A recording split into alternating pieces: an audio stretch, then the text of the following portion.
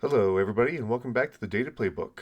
All we have left for Week 11 is Monday Night Football, so we're going to look into that, which is Dallas at Vegas. So let's get into it. Starting off with our team and game data, you have Dallas favored on the money line with a spread of 3.5 and a total line of 49.5.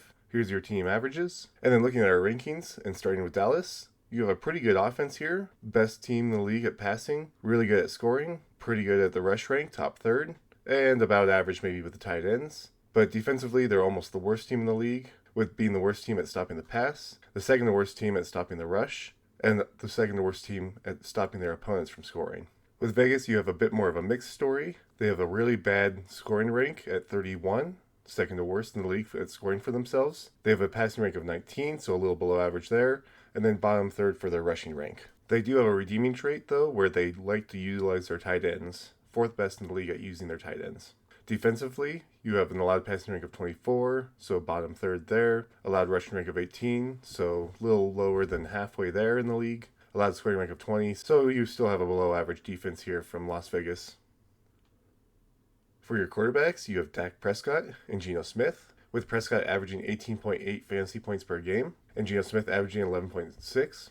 Dak Prescott has 6 interceptions this season with no other turnovers, and Geno Smith has 12 passing interceptions this season with no other turnovers as well. Here's your season averages. And if we look at how much they affect the running game, you have Dak Prescott with a number we can't quite see here, but it's probably about 15%. And this looks slightly smaller, so maybe about 12% here for the rushing yard share. Over here with Geno Smith, he gets about 15% of the rushing carry share. And similar story where it's a little smaller here, so probably about that same 12-13% of the rushing yard share.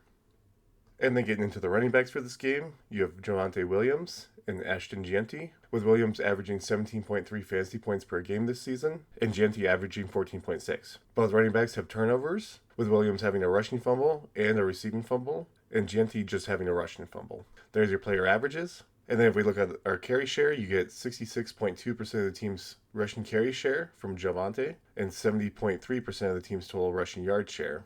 And then up here we can see Prescott with 13.8% of the rushing carry share, 11.8% of the team's rushing yard share. For Gianti, you get 71.5% of the team's rushing carry share and 73.5% of the team's rushing yard share. So he dominates the team. You already have a pretty dominant performance with Javonte here, owning a ton of the carry share, but even more so with Ashton Gianti here. We can also see now Geno Smith with that 15% and then 11.8% of the rushing yard share. Next up, you have the number one receivers with CeeDee Lamb and Trey Tucker. Lamb averaging 18 fantasy points per game and Tucker averaging 11.9. With no turnovers between the two receivers, we'll just go to the averages.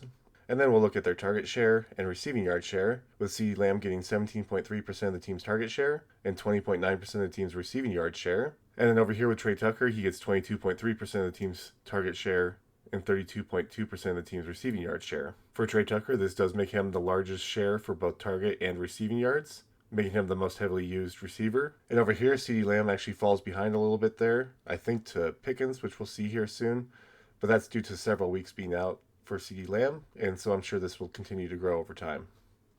So getting into our number two receivers, you have George Pickens and Tyler Lockett, with Pickens averaging 17.9 fantasy points per game and Lockett averaging almost 3. There's been no turnovers given up by either receiver, so we'll just look at their averages. And then again with our target share, you have George Pickens with 23.1% of the team's target share and 32.5% of the team's receiving yard share. Here is now where we see the largest percentage on the team, which is George Pickens, and that's because he's had a few weeks in here that were really big without CeeDee Lamb being in, so that really helped his numbers for the time being. And he still gets pretty good numbers, but just not as explosive as when CeeDee Lamb was out. Over here with Tyler Lockett, unfortunately it's kind of cut off, so we either have to go back or we'll look at the numbers in the tight ends, but it's probably about 18 or 19% here for the target share. I want to say maybe a little less at 17%, and then the receiving yard share here probably about 6 or 7%.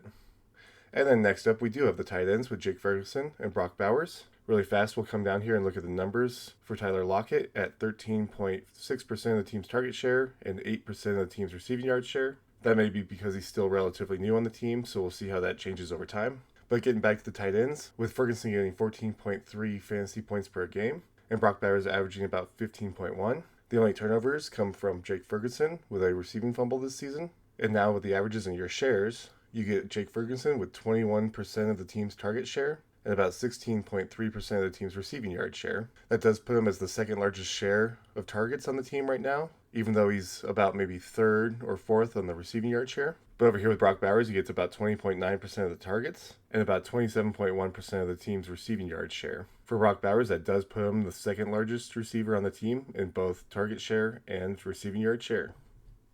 So there's all your data for this game.